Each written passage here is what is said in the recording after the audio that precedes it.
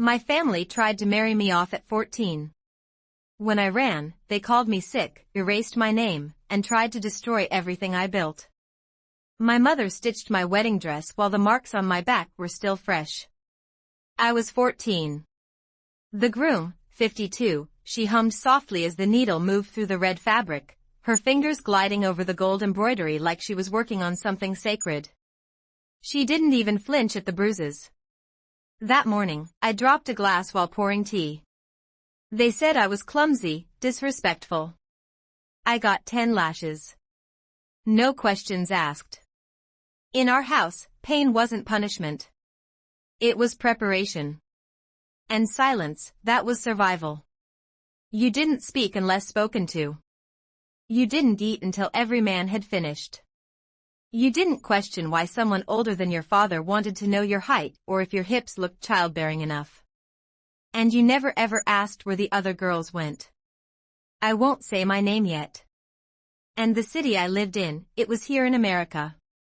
That's the part people never believe. We weren't in a village. We lived in a suburban neighborhood with trimmed lawns and friendly neighbors. My parents owned a business. Smiled at school events. Said, "Have a good one," to the mailman. No one ever looked beyond the front door. Inside it was a different world. A world where obedience was love, modesty was survival, and your value depended on how well you followed the script. I remember the day my cousin Rima got her first period. There was a celebration. Sweet desserts, henna, gold bangles. She was 12. That night, she was promised to a man who ran a trucking company in Texas. He was almost 50. His previous wife had fallen ill after her third child. Rima didn't cry out loud, just one single tear down her cheek before her mother leaned over and whispered, "Smile. You're lucky." That night, I didn't sleep. By then, I had already started what I called my slow disappearing. I cut out sugar, avoided rice, took tiny bites, always under supervision. I flushed food down the toilet, hid it in napkins. The thinner girls were always the last to develop. That was my theory. No weight gain, no blood, no wedding. It worked for a while. While other girls were getting fitted for bridal bangles, I was still flat and pale. My collarbones stuck out. My clothes hung off me. The aunties started whispering. "Is she sick? Maybe something's wrong." One even asked if I was cursed, but I didn't care. Every month without blood was a small victory, a quiet act of rebellion no one could see. Still, they didn't stop training me. Every Friday from 1 a.m. until sunrise, I was required to cook and serve meals for the male relatives. No sitting, no talking, no mistakes. If I made a noise or looked someone in the eye, I was punished. Not with yelling. That would have been too easy. My hands were made to hold hot metal pots without gloves. My arms bore the sting of cooking oil. My feet ached from hours of standing. And every night, my mother rubbed brightening cream onto my face. "To help you look more desirable," she'd whisper. The smell made me gag. Something between fake lemon and chemicals. But I said nothing. I never said anything. I played my role perfectly. I smiled. I told everyone I wanted children. I praised our traditions. I acted proud to follow in the footsteps of the women before me. But deep down I was taking notes quietly, carefully, watching who disappeared and who came back looking different.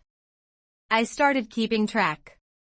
Names, ages, strange stories, warnings whispered between girls in the hallway at family gatherings. I hid my notebook under a floorboard, wrapped it in a scarf, wrote everything in code just in case, because I wasn't just trying to save myself anymore. I was preparing for something bigger. But I was still a girl. A girl in a house where every wall had ears and every act of defiance was a stain on family pride. Still, even in the middle of all that, I clung to hope. Because while they waited for one kind of bleeding, I was still holding on to a different kind of survival. "Not yet," I whispered to myself. "Not yet." The first time I questioned everything, it was because of a t-shirt. Just a regular oversized school t-shirt I forgot I had in my gym bag. I wore it to school by accident one Monday. Nothing tight, nothing cropped, just casual, but apparently too revealing by my family's standards. That afternoon, I was called into a private meeting with my science teacher, Ms. Rodriguez. She said it was about a missed assignment. But the moment I stepped in, she gently closed the door and stared at me. Really stared. Her eyes dropped to my arms, which were covered in long sleeves, even though it was nearly 90 degrees outside. She asked if I was okay, if I was eating enough, if everything at home was all right. I nodded, smiled, lied. Just tired, miss. She didn't press, just excused herself to use the restroom, left the room for no more than 5 minutes. But she made a mistake. Or maybe it wasn't a mistake at all. She didn't lock her drawer. While waiting, I noticed it had slid open slightly. Inside were papers, not schoolwork, but pamphlets. Titles like Your Rights as a Teen, When Culture Crosses the Line, and Marriage Laws, No Exceptions, No Excuses. I didn't mean to grab one, but something in me, something quiet and terrified, reached out. I slipped the thinnest pamphlet into my waistband, right under the elastic of my skirt. My heart pounded so loudly I was sure someone would hear it. I started passing small notes, not obvious, just hints, asking if anyone else felt like this wasn't okay. That's how it began. In my uncle's dusty backyard shed, 6 girls, ages 10 to 13, all cousins, all scared. We pretended it was wife training like we were expected to do. That way, no one would question why we were whispering and writing. But what we were really doing was learning how to leave. I taught them what I knew, what words to say, who to trust. We practiced in low voices. We wrote scripts. We rehearsed until they could say them without crying. I'm 13. They want me to marry. Please, I don't want this. We knew we were being watched, that we couldn't stop what had already happened to our sisters and cousins. But maybe, just maybe, we could stop it from happening again. I started building what I called the notebook. Inside, shelter addresses, emergency numbers, school names of trusted teachers, even meal schedules and times when it was easier to sneak out unnoticed. I made copies, hid them in cereal boxes, behind toilet tanks, even inside folded pillowcases at relatives' homes. But it still didn't feel like enough because no matter how much we prepared, there was one thing we couldn't stop. Biology. And the day my body finally betrayed me, I was cutting onions at 6:40 a.m. I looked down and saw red seeping through the white cotton of my dress. For a second, I thought I'd cut myself, but then my stomach dropped. Blood. Not now. Not yet. Not this way. I stood frozen, hand clenched around the knife. Then my mother's scream rang through the kitchen, not in fear, but joy. She's ready. Within minutes, every woman in the house was hugging me, crying, smiling, praising God. By nightfall, my father had already chosen my groom. He didn't ask me. He didn't need to. Because in our family, blood wasn't just biology. It was a contract. The man's name was Khalid, 52, owned several construction crews across 3 states, widowed twice, no children with either wife. At least that's what the family said. But whispers told a different story: complications, pregnancies, kidney failure by age 23. My father called it a blessing. My mother called it destiny. I called it a countdown. The wedding was scheduled for 2 weeks later. It didn't matter that I said nothing. Silence was taken as consent. And when I did try to protest just once, my mother leaned in close and said something I'll never forget: "You're not a child anymore. The time for dreams is over."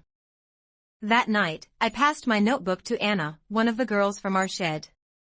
She had just gotten her period too, just 3 days after me.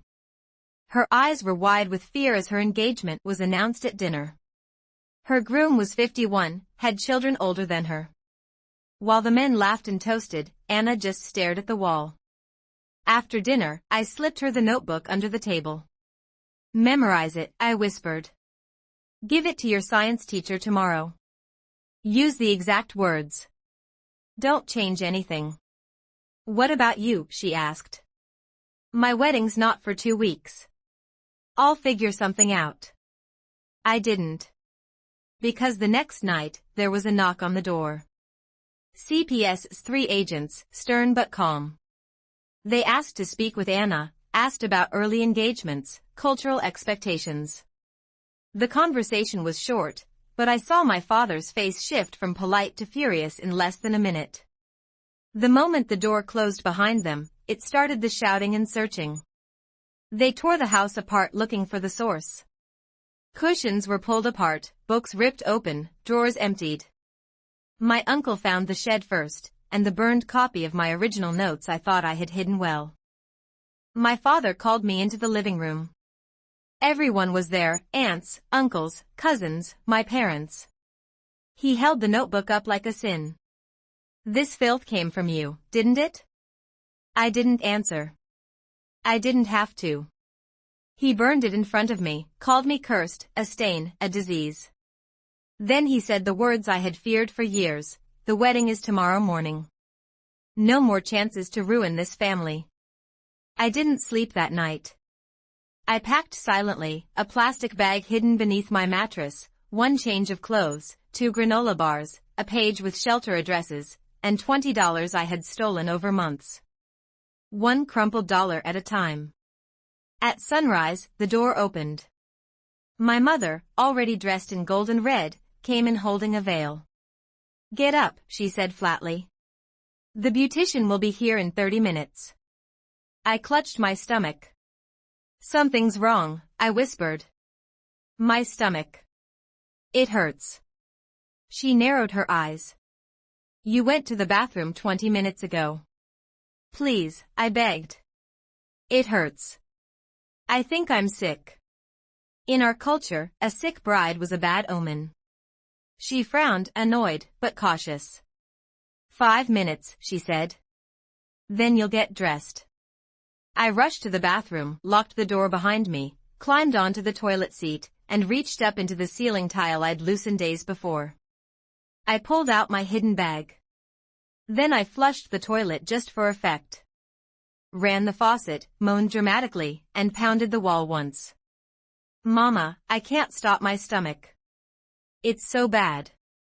Open the door, she shouted. I can't. She called for my father. Footsteps, voices, fists pounding the door. I looked at the tiny window above. I had painted it shut years ago, but I had worked on it 1 layer at a time with a stolen butter knife.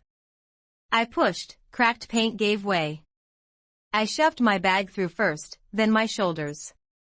Then I got stuck. My hips wouldn't go through. Not easily. I bit my lip, twisted, pushed. Behind me I heard the lock splinter. 1 final shove, and I was through. I dropped 6 feet into a muddy patch of lawn. My ankle twisted, but it didn't snap.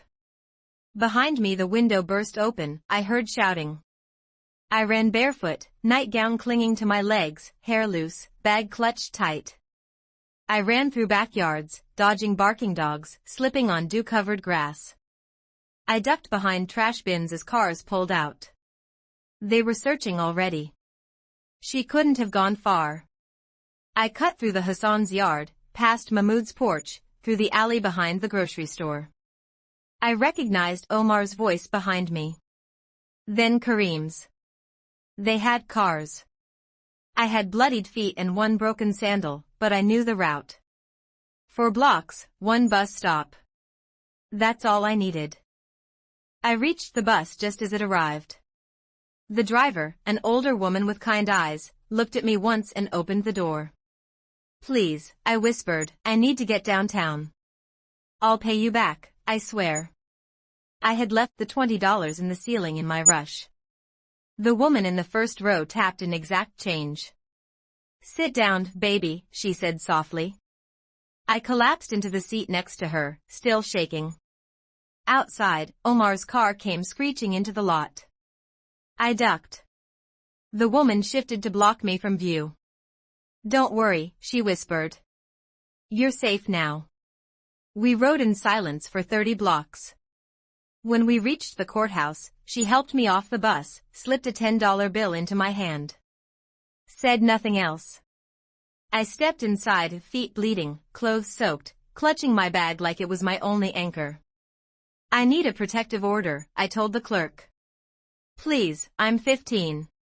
They're making me get married today." She looked at me for one long second, then came around the counter. "You're in the right place, sweetheart. Let's get you safe."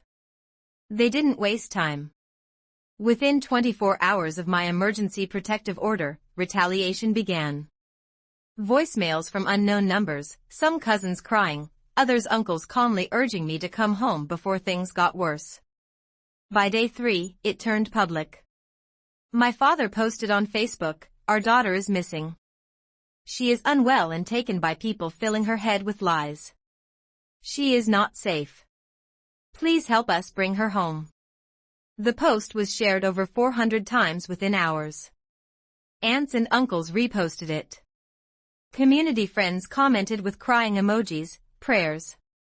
The worst part, they claimed I had a mental disorder. Said I'd stopped taking medication, was easily manipulated, a danger to myself. They used the same words they always use when a girl steps out of line: confused, sick, delusional. I shut my phone off, but it wasn't enough. The next morning, Theodora, the shelter coordinator, showed me security footage, a man parked across the street since 4 a.m., engine running. When police arrived, the car was gone, but the message was clear: "We know where you are."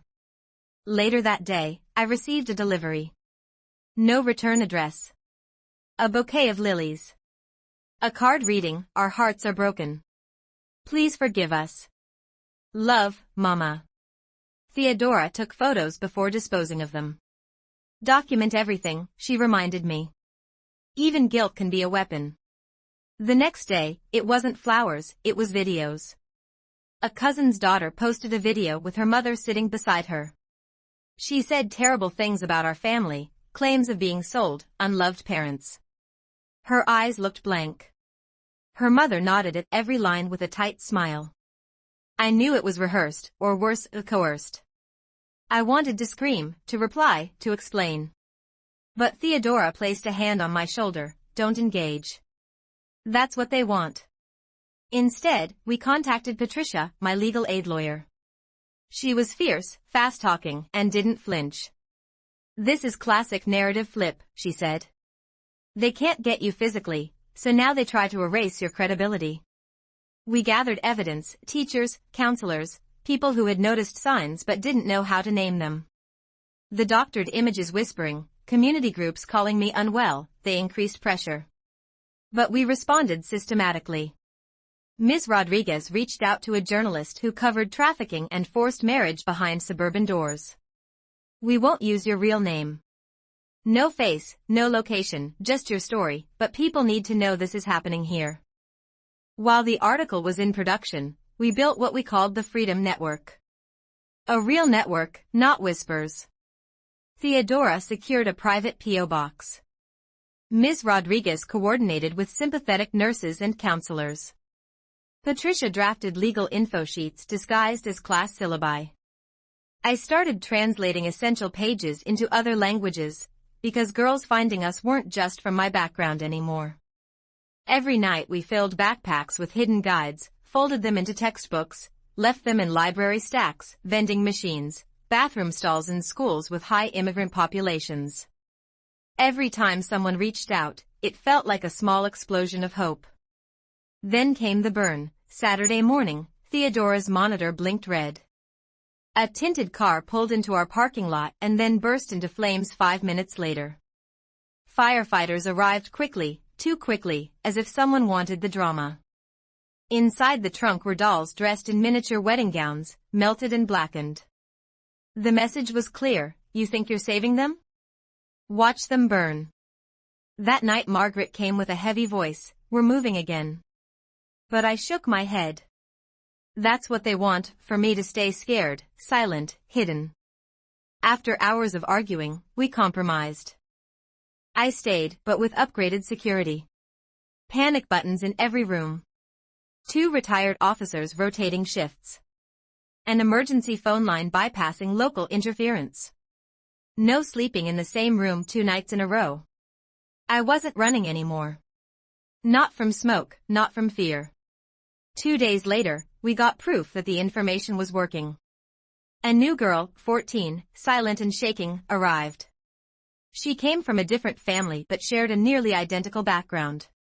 When Margaret asked how she found us, the girl whispered, "The notebook hidden in my cousin's room with the math problems."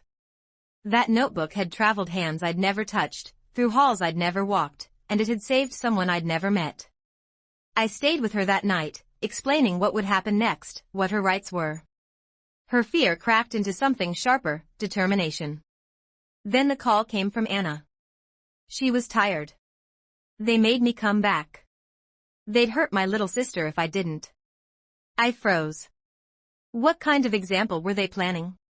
I don't know. I heard whispers about your new school. Something about a message everyone would understand. My blood ran cold. We changed everything overnight.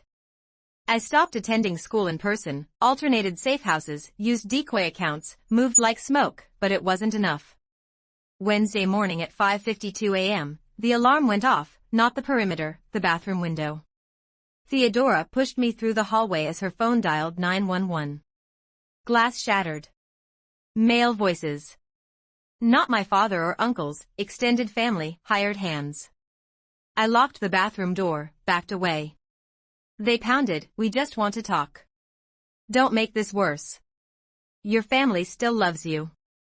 I gripped a can of hairspray I'd hidden under the sink. That was all I had. The pounding grew louder, then sirens. Doors slammed. Silence. Police found muddy footprints, partial fingerprints, but nothing solid. We knew it meant they had crossed the line. This was war. The courtroom felt colder than I expected, not just temperature, but the way everyone looked at me as I walked in.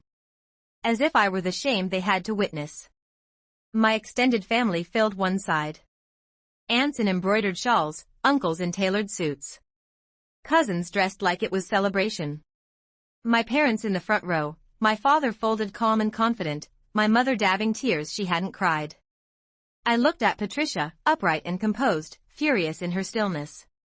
"Breathe," she whispered. "We've got the truth." That's more than they have.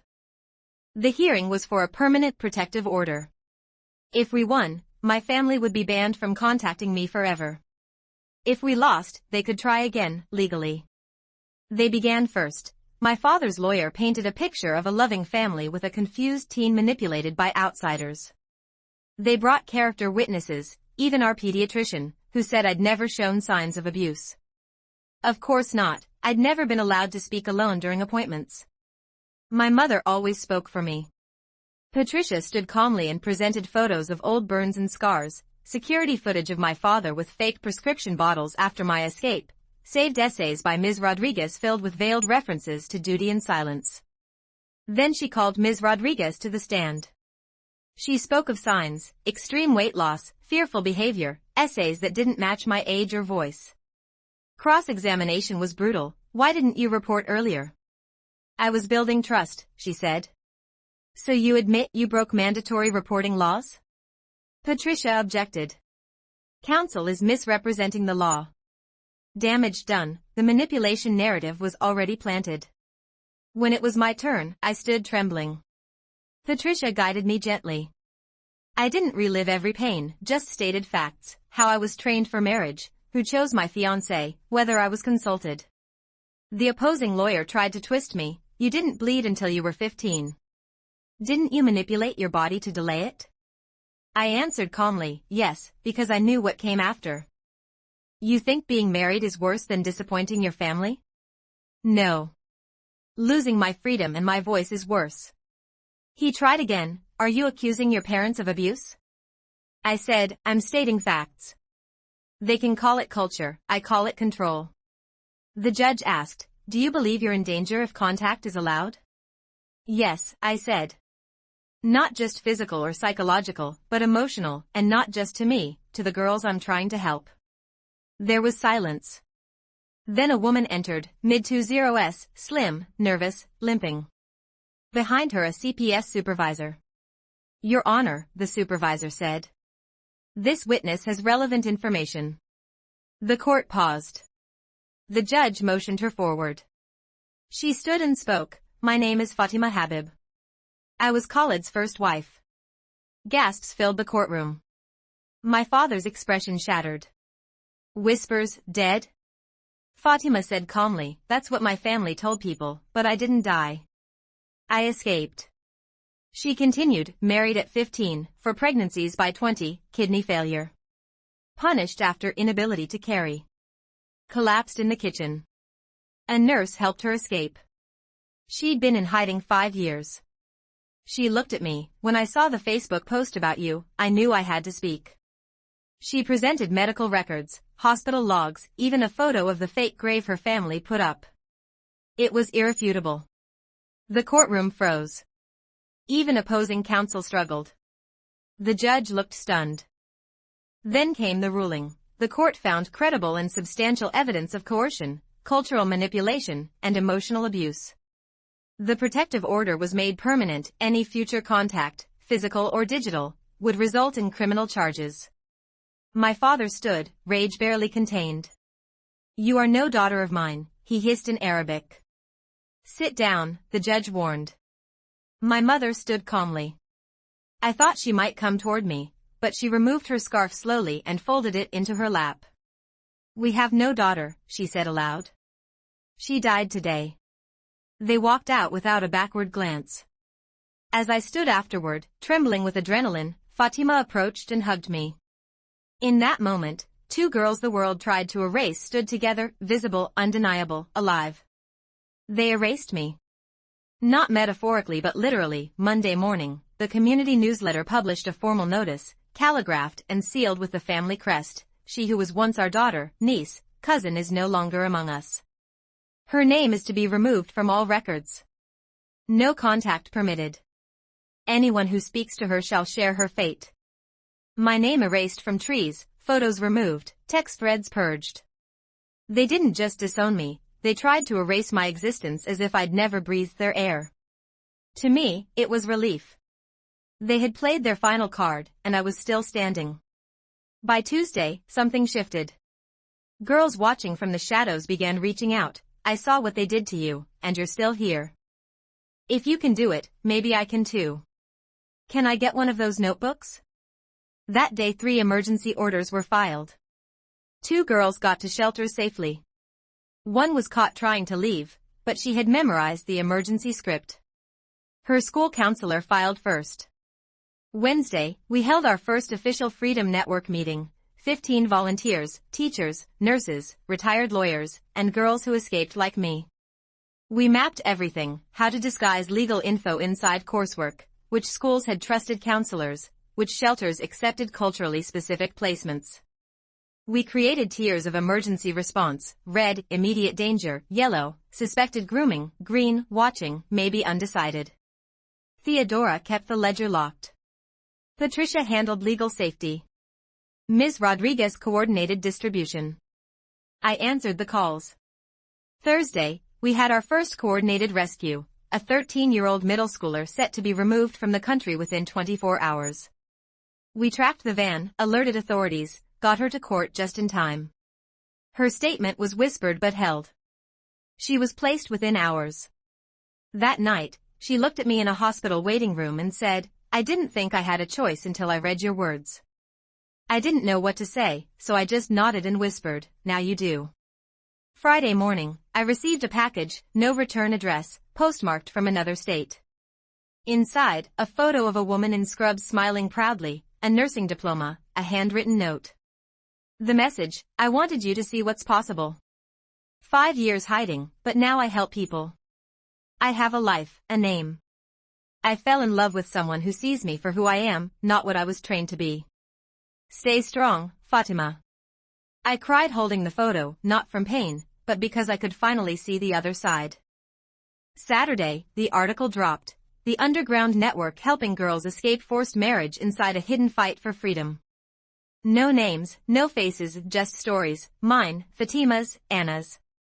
Responses were immediate, organizations reached out, donors offered to print more materials, counselors asked how to help. But the best message came from an unknown number, 12 girls, 3 states. We've copied the notebooks. We're distributing them too. You started something. I stared at the text, hands shaking, 12 girls. 12 movements.